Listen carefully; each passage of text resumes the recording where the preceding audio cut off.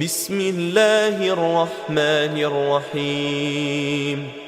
لا أقسم بيوم القيامة ولا أقسم بالنفس اللوامة. أيحسب الإنسان أن لن نجمع عظامه بلى قادرين على أن نسوي بنانه بل يريد الإنسان ليفجر أمامه. يسأل أيان يوم القيامة فإذا برق البصر وخسف القمر وجمع الشمس والقمر يقول الإنسان يومئذ أين المفر. كلا لا وزر إلى ربك يومئذ المستقر. ينبأ الإنسان يومئذ بما قدم وأخر بل الإنسان على نفسه بصيرة ولو ألقى معاذيره. لا تحرك به لسانك لتعجل به إن علينا جمعه وقرآنه فإذا قرأناه فاتبع قرآنه ثم إن علينا بيانه. كلا بل تحبون العاجلة وتذرون الآخرة.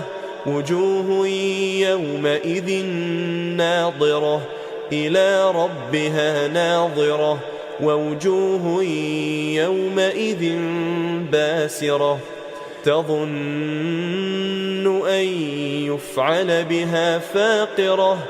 كلا